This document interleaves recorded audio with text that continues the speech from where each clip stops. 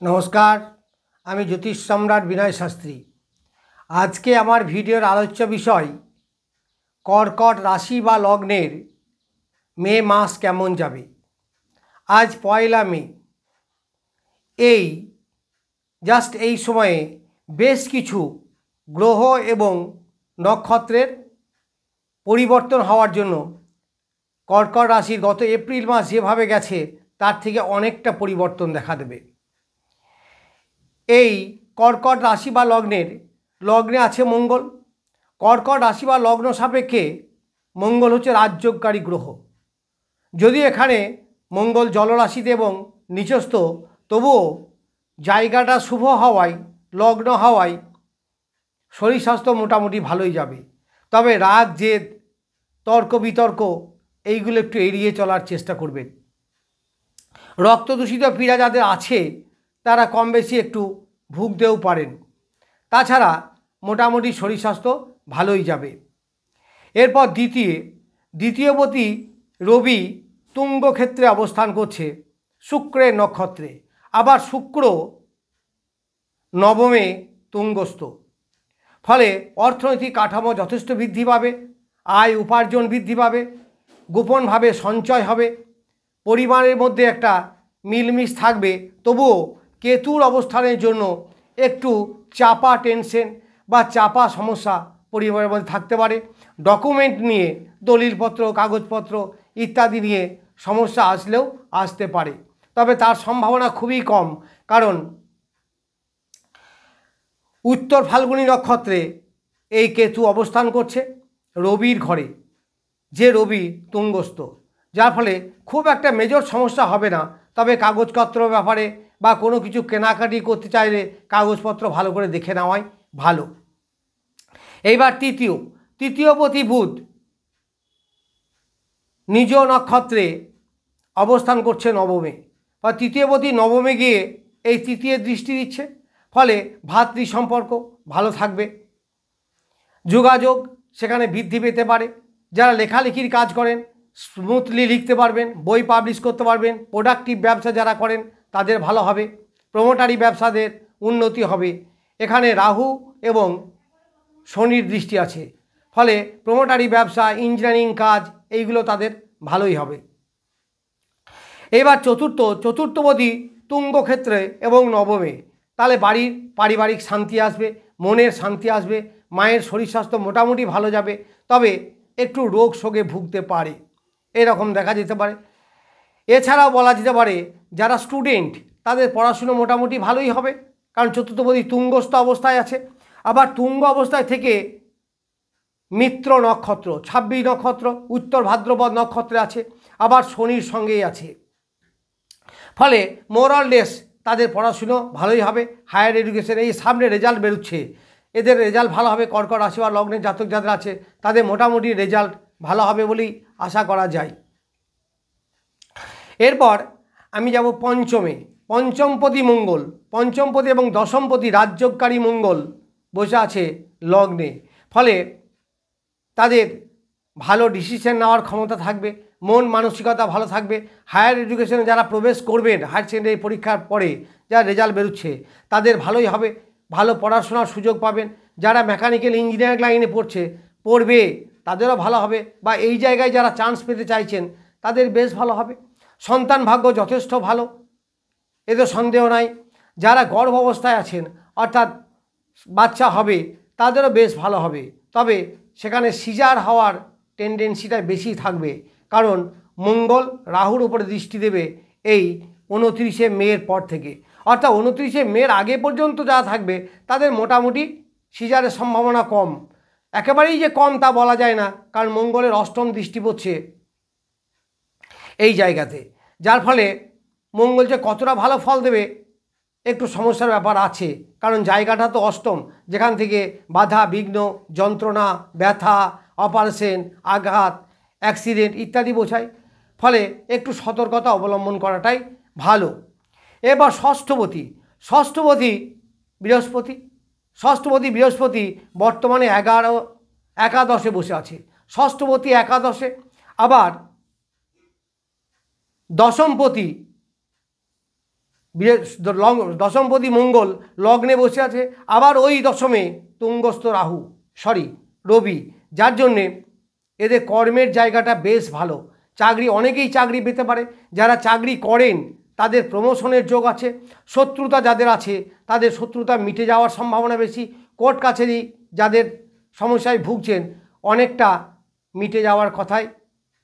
তাছাড়া শরীর স্বাস্থ্য মোটামুটি ভালোই যাবে, কারণ এই ষষ্ঠপতি একাদশে বসে আছে, অর্থাৎ রোগ মুক্তি ঘটবে, এতে কোনো সন্দেহ নেই। শত্রুতা থেকে অনেকটা মুক্তি লাভ করবেন। যারা ঋণ নিতে চাইছেন বাড়িঘর করার জন্য বা যে কোনো পারপাসে, তাদের ঋণ পাওয়ার যোগ খুব বেশি। ঋণ চাইলেই আপনারা মোটামুটি পাবেন।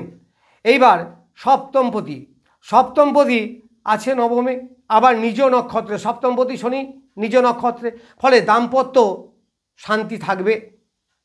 এছাড়াও বলা যায় যারা জয়েন্ট ব্যবসা করেন বা ব্যবসার ক্ষেত্র বেশ সুখময় বলা যেতে পারে, তবে একটু ধৈর্য ধরে, বেশি তাড়াহুড়ো করবেন না, ধৈর্য ধরে ডিসিশন নেবেন। কারণ আপনারা জানেন তো যে শনি খুব ধীর গতির গ্রহ, সে আস্তে আস্তে উন্নতি দেয়।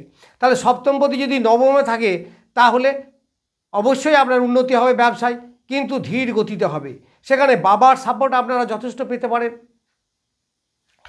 এছাড়াও বলা যেতে পারে যে সপ্তম থেকে আপনারা যে ব্যবসা করবেন সেই ব্যবসা যে আদান প্রদান সেইগুলো হার্ডি জিনিস, অর্থাৎ হার্ডওয়্যারের ব্যবসা যারা করেন, কালো জিনিসের ব্যবসা যারা করেন, তাদের কিন্তু প্রভূত উন্নতির যোগ এখন দেখা যাচ্ছে। এবার অষ্টমপতিও শনি, অষ্টমপতি নবমে গিয়েছে, ফলে অষ্টমপতি নবমে যাওয়ার জন্য কিছুটা সমস্যা ক্রিয়েট করবে, সেটা নবম ভাব এবং অষ্টম ভাবের উপরেই করবে। যার জন্যে বলেছি অপারেশন, দুর্ঘটনা এইগুলোকে একটু এড়িয়ে চলাটাই ভালো। এছাড়া 29শে মে রাহু ঢুকবে এই অষ্টমে, কুম্ভ রাশিতে।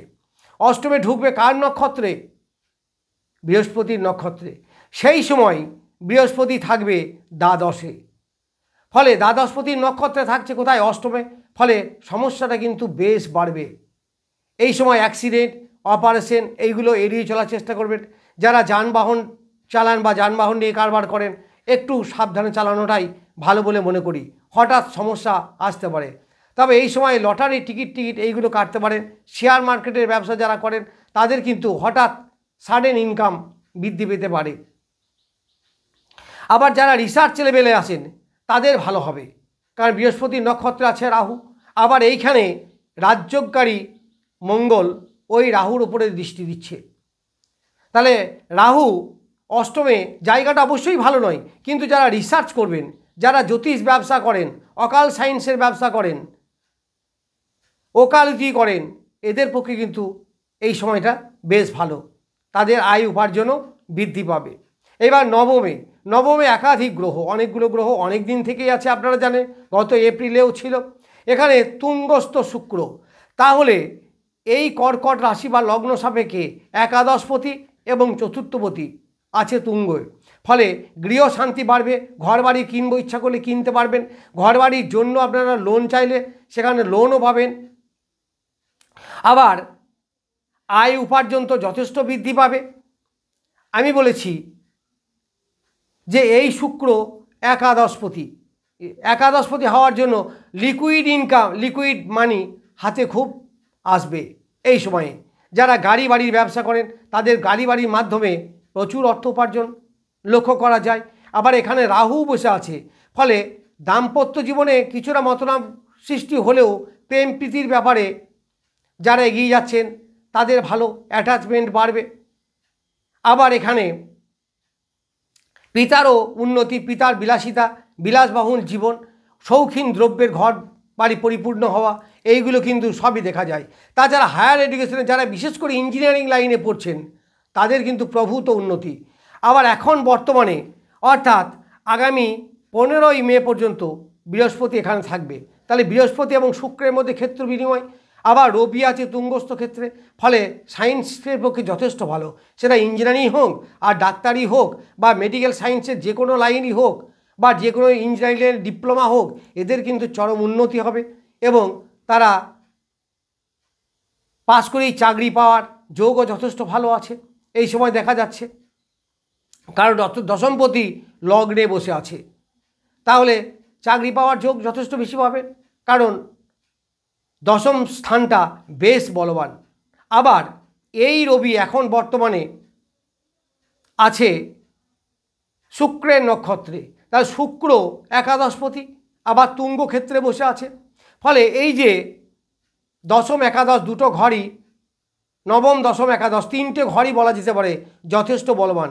নবম দশম একাদশ তিনটে যদি ভালো হয় তাহলে ব্যবসার ক্ষেত্রে যথেষ্ট উন্নতি বলা যায়। আবার দশম দেবে আপনাকে ব্যবসা চাকরি, ফলে কর্মস্থলে বলা যেতে পারে যে যথেষ্ট উন্নতি হবে। ঊর্ধ্বতন কর্তৃপক্ষের সঙ্গে আপনার যথেষ্ট মিলমিশও হবে। এইবার আমি আসবো একাদশ স্থানে।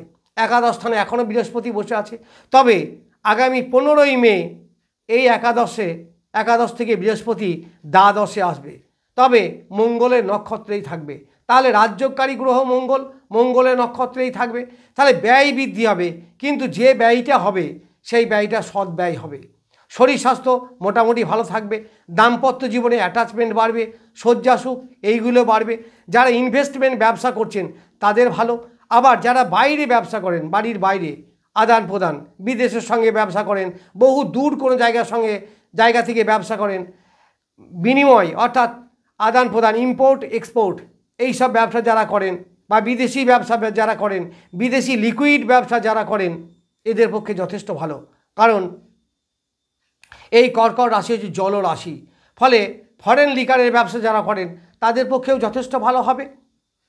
আবার শরীরের একটা শান্তিতে আমি বললাম পাওয়া যাবেই। এই সময়ে কোনো বিপদ আপনার আসবে না, অনেকটা রোগ মুক্তি হওয়ারও যথেষ্ট জায়গা এটা বলা যেতে পারে। তাহলে মোটামুটিভাবে আমি বললাম কর্কট রাশির মে মাস কেমন যাবে।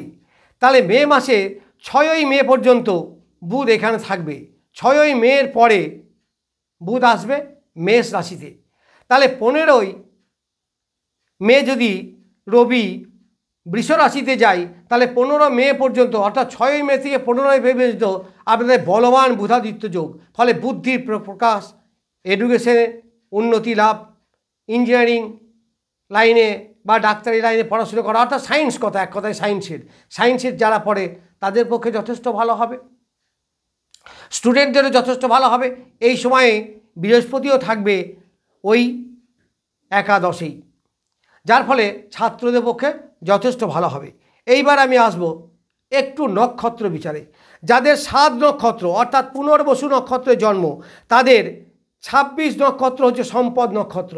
26 নক্ষত্রতে এখন আছে বর্তমানে শুক্র এবং শনি, দুটোই বৈষয়িক গ্রহ হওয়ায় প্রচুর অর্থ দেবে। কারণ সম্পদ নক্ষত্র মানে কি? সম্পদ, ওয়েলথ, অর্থ, অ্যাসেট, সেভিংস, এইগুলো যথেষ্ট পরিমাণে বাড়বে এই কর্কট রাশি বা লগ্নের জাতক জাতিকাদের। কারণ তুঙ্গ ক্ষেত্রে আছে শুক্র, আবার শনিও আছে নিজের নক্ষত্রে, ফলে বৈষয়িক দিকটা তাদের যথেষ্ট ভালো, এটা দেখা যাচ্ছে। আবার 25 নক্ষত্রে বৃহস্পতি, তাহলে জন্ম নক্ষত্রে 25 নক্ষত্রে পূর্ব ভাদ্রপদ নক্ষত্র, এই পূর্বভাদ নক্ষত্রে থাকছে রাহু। আর কি থাকছে? রাহু একাই থাকছে এবং সে কুম্ভ রাশিতে আসছে। তাহলে বৃহস্পতির নক্ষত্র এবং জন্ম নক্ষত্রে থাকায় রাহু বেশ ভালো ফলই দেবে, সেরকম মেজর কিছু খারাপ করবে না। তবে অষ্টমে আসছে তো একটু দুর্ঘটনা, অপারেশন, অকস্মাৎ কোনো ঝামেলা, ঝঞ্ঝাট, যন্ত্রণা, সমস্যা, উটকো ঝামেলা বা মোবাইল ফোন থেকে কোনো সমস্যা, এইগুলো কিন্তু আসতে পারে। এইগুলো থেকে সতর্কতা অবলম্বন করবেন। এরপর মঙ্গল 9 নক্ষত্রে আসবে 12ই মে। 9 নক্ষত্রে যখন মঙ্গল আসবে তখন কিন্তু পড়ল বিপদ নক্ষত্রে। এই বিপদ নক্ষত্রে মঙ্গল আসার সময় আবার সেই মঙ্গল 29শে মের পর রাহুর উপরে দৃষ্টি দেবে। এই সময়টা কিন্তু একটু সাবধান থাকবেন, যথেষ্ট সাবধান। রক্ত দূষিত পীড়া, দুর্ঘটনায় রক্তপাত হওয়া, হাড়ে আঘাত লাগা, পায়ে লাগা, এইগুলো কিন্তু বাড়বে, এটা কিন্তু যথেষ্ট মনে রাখবেন। এবং এই 12ই মের পর থেকে যথেষ্ট সাবধানে থাকবেন, বিশেষ করে শরীর নিয়ে, কারণ বিপদ নক্ষত্রে মঙ্গল সেই সময়টাই থাকবে। এরপর 12 নক্ষত্র। 12 নক্ষত্র মানে 3 নক্ষত্র অর্থাৎ সাধক, সাধকে থাকবে কেতু। আমরা জানি কেতু কিন্তু স্পিরিচুয়াল গ্রহ, যার জন্যে ধর্মের ব্যাপারে আস্থা বৃদ্ধি পাবে, সত্যি কথা বলার মানসিকতা বাড়বে, এখানে গুপ্তভাবে কোনো অর্থ পেতে পারেন বা উত্তরাধিকারী সূত্রেও কোনো অর্থ পাওয়ার যোগ আপনাদের যথেষ্ট থাকবে। এইবার বাকি থাকলো 5 নক্ষত্র। 5 নক্ষত্রে কি আছে? বৃহস্পতি। তাহলে 5 নক্ষত্র যদি বৃহস্পতি থেকে 5 হচ্ছে মিত্র, অর্থাৎ লাভ, বন্ধুত্ব, এইগুলো বাড়বে। বন্ধুর কাছ থেকেও উপার্জন, অফিসের মধ্যে বা ব্যবসা যারা করেন তাদের ব্যবসায়ী প্রতিষ্ঠানে মিত্রতা বাড়বে, কাস্টমারদের সঙ্গে সুসম্পর্ক যথেষ্ট দেখা দেবে। ফলে এই সময়ে 7 নক্ষত্ররা মোটামুটি ভালোই থাকবেন। তবে বিপদ নক্ষত্রে অর্থাৎ 12ই মের পর থেকে অবশ্যই 45 দিন একটু সতর্কতা অবলম্বন করবেন, তাছাড়া সেরকম কোনো সমস্যা নেই। আবার 29শে মের পর থেকেও যথেষ্ট সাবধান থাকবেন, কারণ এখানে অ্যাক্সিডেন্ট, দুর্ঘটনা, এগুলো আমি আগেই বলেছি। এইবার আমি আসব 8 নক্ষত্রে, যেটা এখন মঙ্গল আছেন। তাহলে 8 নক্ষত্র মানে শনির নক্ষত্র। এই শনির নক্ষত্রে মঙ্গল ঢোকার জন্য একটু কিন্তু শারীরিক ডিস্টার্ব করবে, বিশেষ করে নার্ভের পীড়া, পায়ের পীড়া, জয়েন্ট পেন, বাত ব্যথা ইত্যাদি এইগুলো একটু দেখা দেবে। এবার 7 নক্ষত্রে এখন বর্তমানে আছে রাহু এবং রাহু একা।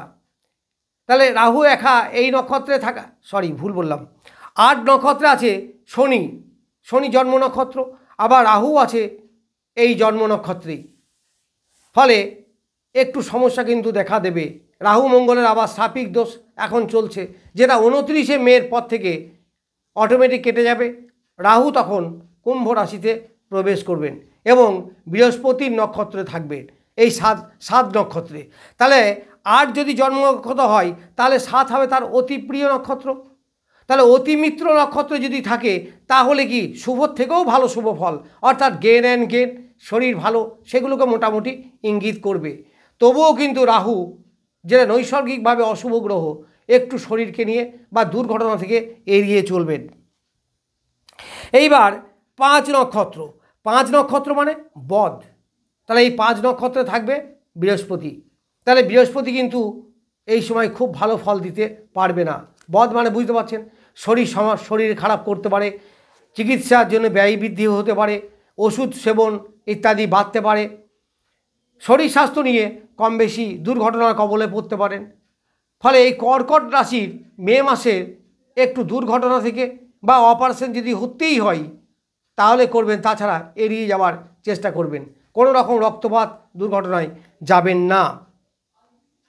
এইবার আমি দেখব 1 নক্ষত্র। তাহলে 1 নক্ষত্র মানে কি? 8 যদি জন্ম নক্ষত্র হয় তাহলে 1 কোথায় যাবে? বিপদে যাবে। তাহলে 1-এ কে আছে? 1-এ আছে রবি বসে, 1-এ কেউ নেই। 2 হচ্ছে খেম, খেমে কে বসে আছে? রবি। আবার খেমে এই যে রবি বসে আছে 2 নক্ষত্রে, 2 নক্ষত্রের অধিপতি কে? শুক্র। সে কোথায় আছে? তুঙ্গ অবস্থায়, জায়গাটা নবম। ফলে যদি রোগ শরীরে থেকে থাকে তাহলে রোগ অবশ্যই ভালো হবে, সেখানে কিওর হওয়ার জায়গা যথেষ্ট দেখা যাচ্ছে। আবার ওই সময় বৃহস্পতি চলে আসবে মিথুন রাশিতে, তার মানে দ্বাদশে। ফলে রোগ মুক্তির জায়গাটা কিন্তু আমাদের যথেষ্ট ভালো। আবার এখন থেকে আগামী 29শে মে এই সময় কিন্তু ছকের মধ্যে পুরোপুরি পূর্ণ কাল সর্বযোগ। কাল সর্বযোগ মানে বাধা বিঘ্ন, হওয়া জিনিস না হওয়া, হতে গিয়ে বন্ধ হয়ে যাওয়া, পাওয়া যেটা অধিকার সেটা পেতেও আপনারা পাবেন না, এই রকম সমস্যা কিন্তু আসতে পারে। ফলে এই জায়গাগুলোতে সতর্কতা অবলম্বন করবেন অবশ্যই। এরপর মঙ্গল 9 নক্ষত্রে প্রবেশ করবে 12ই মে। তাহলে 9 নক্ষত্রে যখন প্রবেশ করবে, অর্থাৎ যাদের জন্ম নক্ষত্র 9, তাদের এই জন্ম নক্ষত্র 9 হওয়ার জন্য অশ্লেষা নক্ষত্র, এখানেও কিন্তু শরীর খুব একটা ভালো যাওয়ার কথা বোঝা যাচ্ছে না। আবার অলসতা, বিরক্তি, বিতৃষ্ণা, মানসিক অশান্তি, মানসিক চাপ এইগুলো বাড়বে। ফলে 9 নক্ষত্রের জাতকদের খুব একটা সুবিধাজনক অবস্থা বলে মনে হয় না। এইবার যাদের 9 নক্ষত্র তাদের 11 হচ্ছে বিপদ নক্ষত্র। বিপদ নক্ষত্রে কে আছে? বর্তমানে রবি। ফলে সমস্যা বিপদ এইগুলো কিন্তু নিয়ে আসবে। অবশ্যই সতর্কতা অবলম্বন করবেন। যতদিন না রবি 3 নক্ষত্রে যাচ্ছে ততদিন পর্যন্ত সতর্কতা অবলম্বন করবেন অবশ্যই। 3 নক্ষত্রে গেলে তখন কিন্তু রবি বেশ ভালো ফল দেবে, আনন্দ আসবে, মেন্টাল পিস আসবে, শরীরে কোনো সমস্যা থাকলে সেটা কিওর হয়ে যাবে। কিন্তু যতদিন না এই 3 নক্ষত্রে আসছে ততদিন পর্যন্ত একটু সতর্কতা অবলম্বন করবেন। এবার 5 নক্ষত্র, 5 নক্ষত্রে থাকছে বৃহস্পতি, সাধক নক্ষত্র। বৃহস্পতি এমনিতেই ধার্মিক গ্রহ, ফলে মেন্টাল পিস, শান্তি, স্বস্তি, ভ্রমণ, বিশেষ করে তীর্থ ভ্রমণ এইগুলো বেশ ভালোই হবে।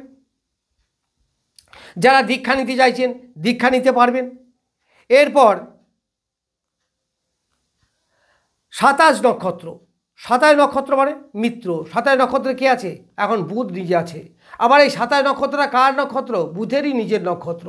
ফলে মিত্রতা বাড়বে, আয় উপার্জন বাড়বে, পড়াশোনায় মনোনিবেশ হবে, এইগুলো কিন্তু দেখতে পাবেন।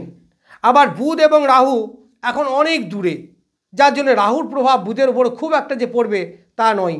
ফলে মন মানসিকতা, ব্রেন সঠিকভাবে কাজ করা, বুদ্ধিমত্তা প্রকাশ পাওয়া স্টুডেন্টদের পক্ষে বেশ ভালো জায়গা। আবার জায়গাটা হচ্ছে নবম, হায়ার এডুকেশনকে নির্দেশ করছে। পিতার শরীর স্বাস্থ্য মোটামুটি বেশ ভালো যাবে। তবে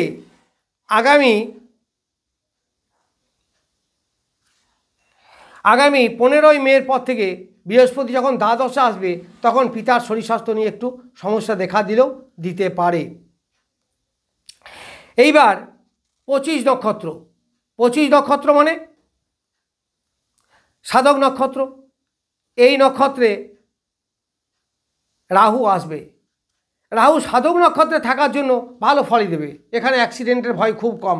যদিও রাহুর উপর মঙ্গলের দৃষ্টি পড়বে, তবুও রাহু সাধক নক্ষত্রে থাকার জন্য মোটামুটি অতটা অ্যাক্সিডেন্টের ভয় কিছু সেরকম থাকবে না। তবুও সতর্কতা অবলম্বন করবেন, কারণ রাহু মঙ্গলের যোগ তো ভালো নয়।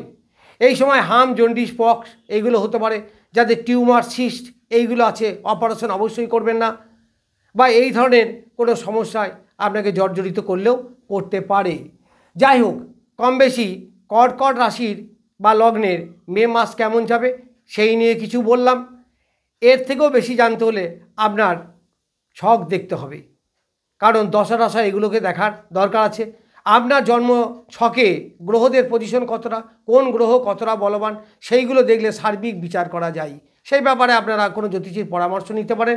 যাই হোক, আমি কর্কট রাশির মে মাস সম্বন্ধে বললাম। নমস্কার।